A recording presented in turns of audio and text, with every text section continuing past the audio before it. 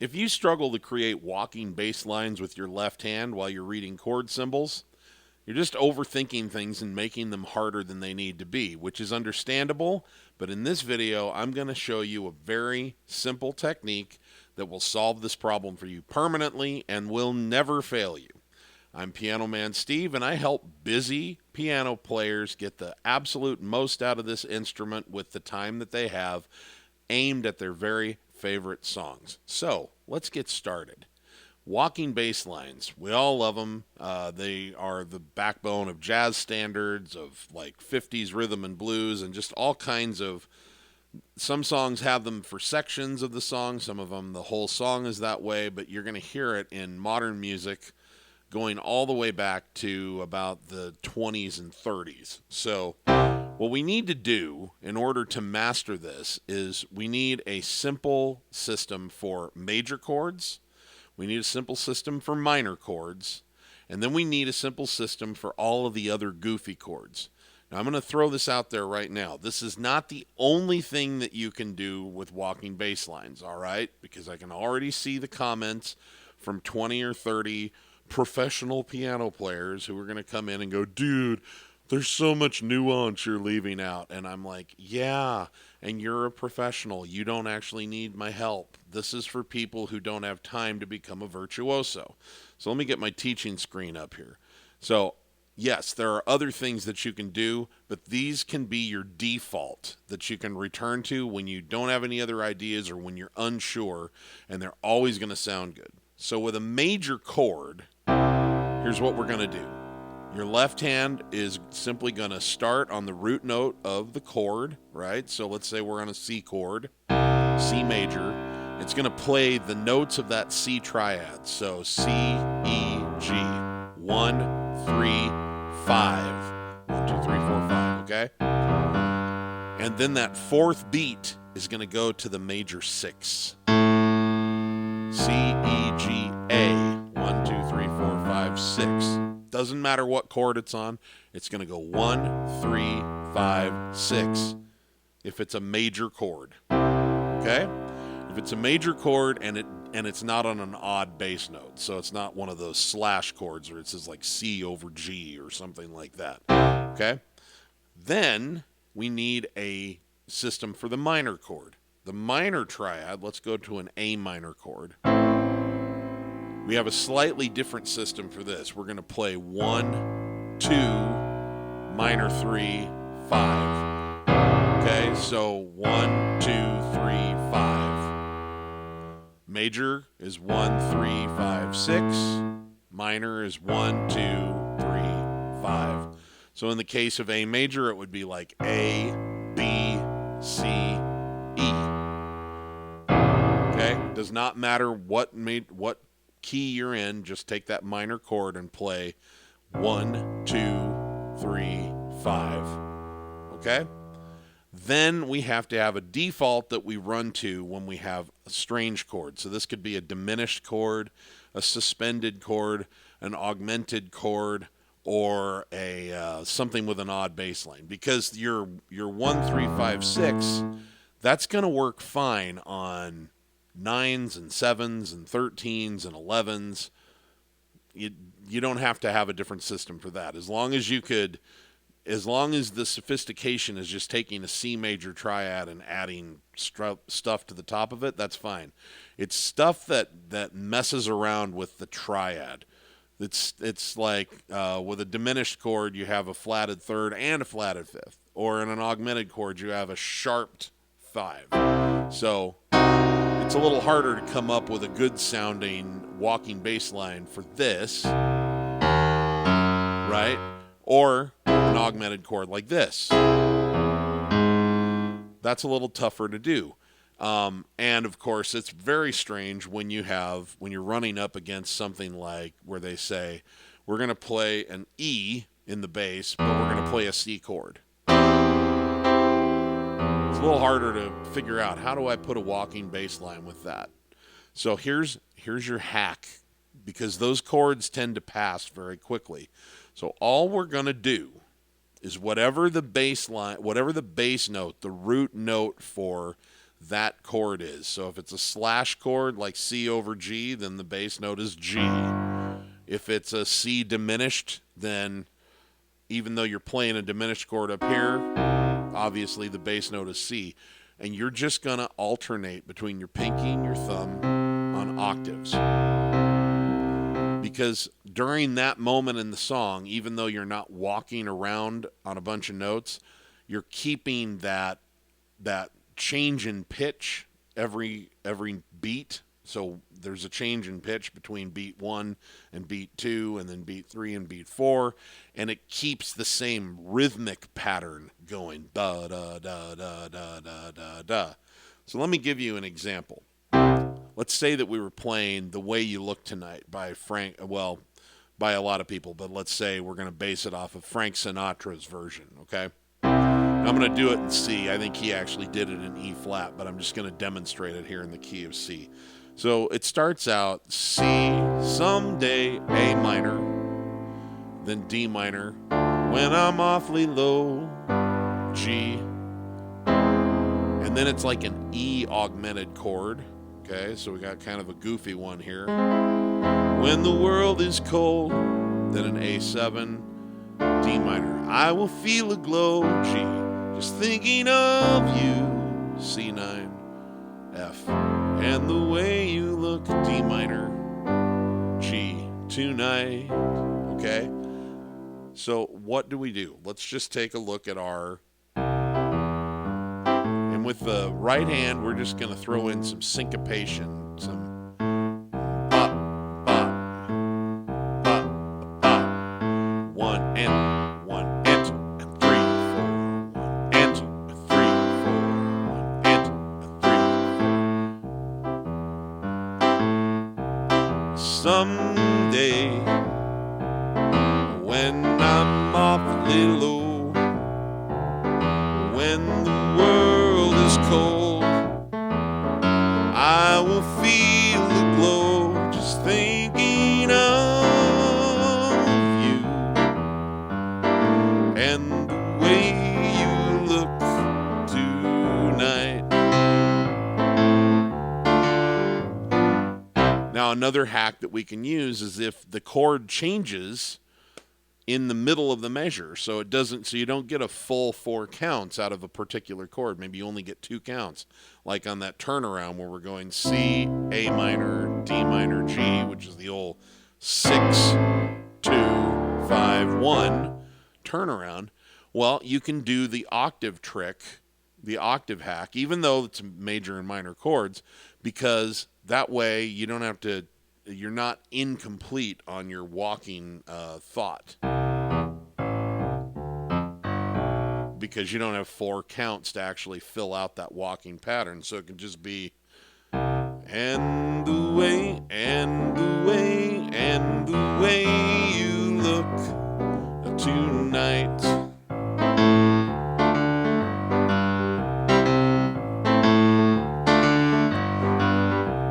Lovely, with your smile so warm and your cheek so soft, there is nothing for me but to love you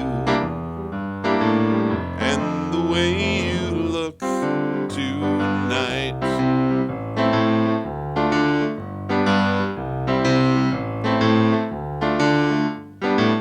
So it's a great way to just get around inside that song. Again, are there other things that you could do with your walking pattern? Yeah, there are. There's a lot of fun things, and we'll probably talk about some of those more advanced techniques in another video.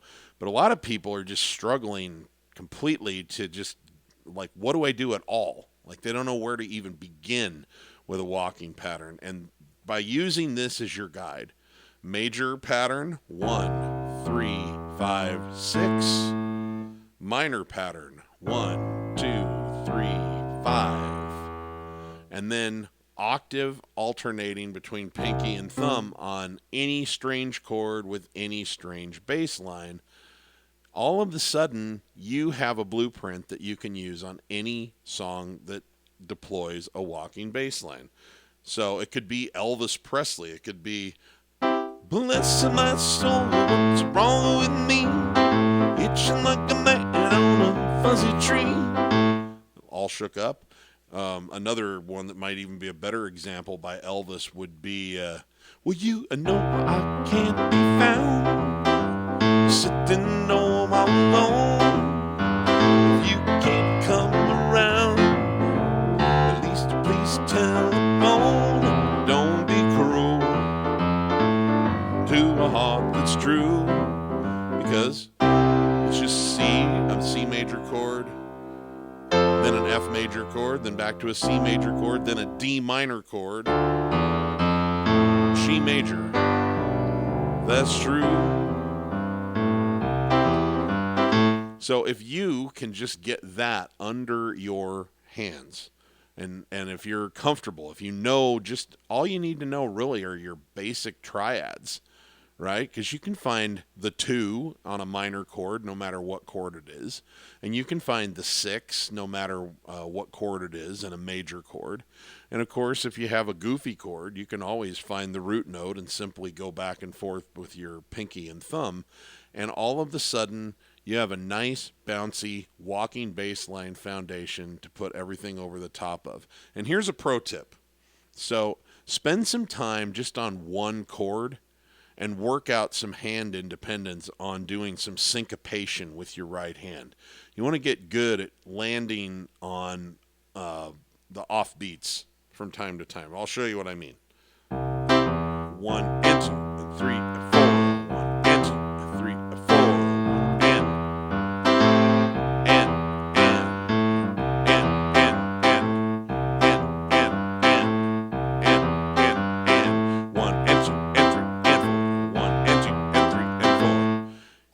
Little things like that. And you don't have to do a ton of this, but like if you were to say, if you struggle at all with that kind of hand coordination, if you would just sit down with a C chord, right? Just a C major chord, and then maybe on occasion do it with an A minor chord so that you're doing it with both a major chord and a minor chord pattern.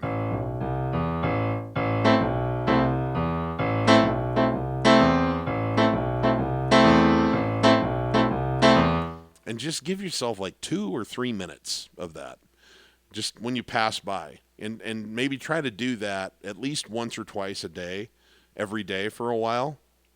Then your brain will work out the timing with your hands and get that syncopation down for you. It will, some of you, it'll come very quickly. It's do not think that this is about talent. All of us have lived a very different life with different skills that may have prepared you for hand coordination in ways that you couldn't possibly have predicted, that have nothing to do with piano. Some have not, and everybody's brain works a little differently, but I promise it can sink in for anybody. But it's a process that begins here in your head, and it's eventually got to work its way down your spinal cord, fire a bunch of nerves, train your hands and your arms to do something that they're not used to doing, and eventually memorize it. But once you get it, once you find your timing on that, it's sort of like finding your balance on a bicycle. You're never going to lose it again. And the best way to do it is to don't ask yourself to use brain power on anything but that, right? The problem with practicing that in the context of a song is that, okay, now I'm working my brain not only on the timing between my 2 hands, but I'm also working my brain on like moving from this chord to this chord and this chord to this chord, right? And it's just like, until that is automatic, until being able to do those sort of syncopated beats in your right hand is automatic for you, you're really asking yourself to do too much at once. And if it's not coming together very quickly, working with this, then try doing the hand coordination work with just the octaves.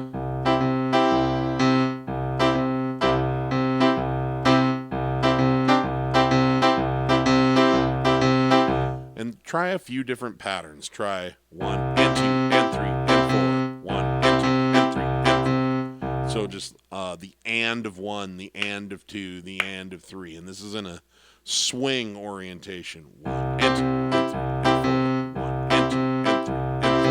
One and two and three and four. One and two and three and four. Slow it down and get it under your hands. And then try 1 and 2, 3, 4. 1 and 2, 3, 4. See how we're coming down on the 1 and 3. 1 and 3. So we're hitting an offbeat and then we're hitting like a downbeat, right? And I'm sure I'm probably getting that wrong. Sometimes I get terminology like that wrong, and I have professional musicians. I mean, I'm a professional musician, but I get annoying sort of like music theory police jumping down my throat about this stuff. And it always makes me laugh because I'm like, if you already know all of this stuff, why are you watching educational content and leaving nasty grams underneath videos? Anyway, but you can work out the hand coordination with just this.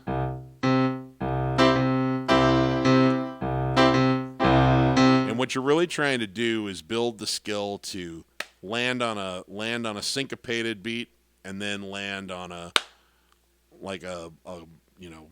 downbeat. 1, 2, 3, 4. 1 and 2, 3, 4. 1 and 2, 3, 4. 1 and 2, 3, 4. 1 and 2, 3, 4.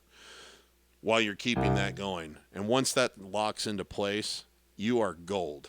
And then you can work on it with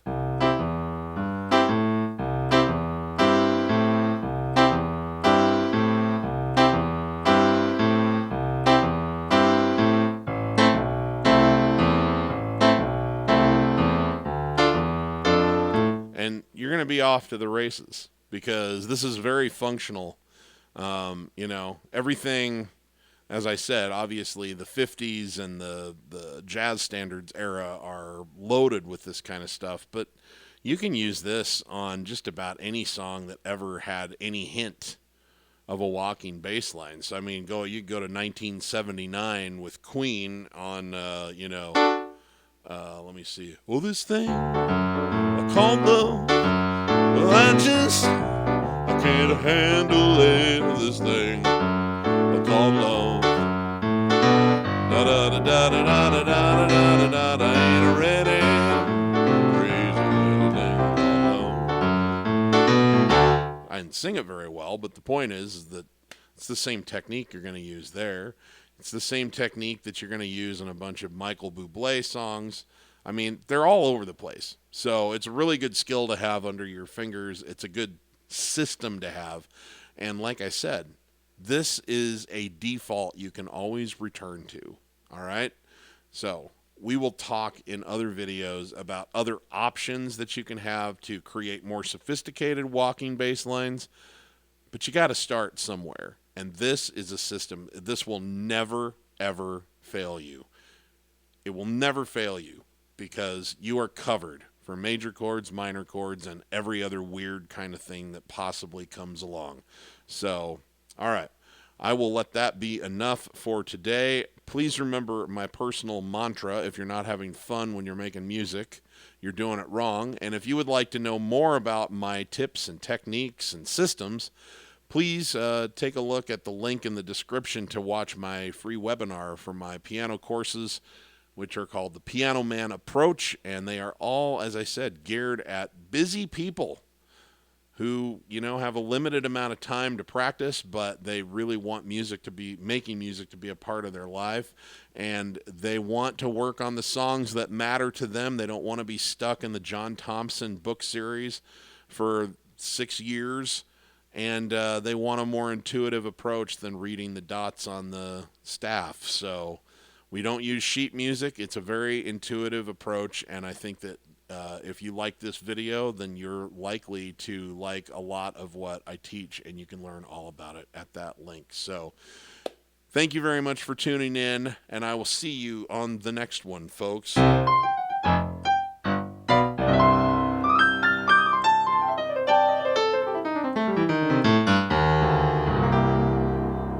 Later.